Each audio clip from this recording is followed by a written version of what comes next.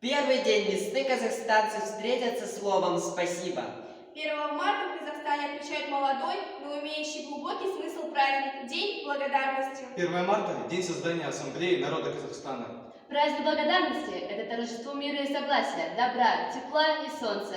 Это праздник дружбы, понимания и согласия, который так необходимы для мирной жизни в стране, где проживает более 130 наций и народностей.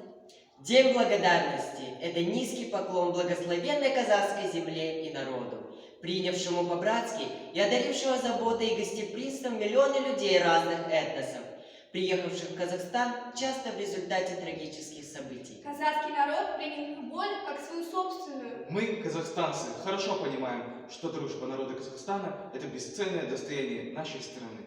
Глава государства Касым-Жомарт Токаев отметил особый смысл и глубокую символику праздника. Его ценность олицетворяет прочные традиции взаимопомощи и несокрушимого единства нашего народа, отметил президент Казахстана. С каждым годом для казахстанцев этот праздник приобретает все больше оттенков, становится все более ярким и важным.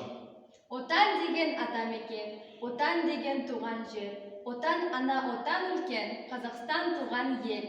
Ортақ бізге бір отан, ортақ жердің байлығы, еңбек ортақ жер ортақ біздің барлығы. It is Thanksgiving. Oh, what fun for everyone, friends and family near, filled with holiday cheer.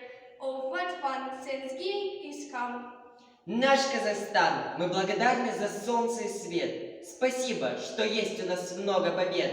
За радость, уверенность в завтрашнем дне. За счастье мы скажем Спасибо тебе! С Днем благодарности, казахстанцы!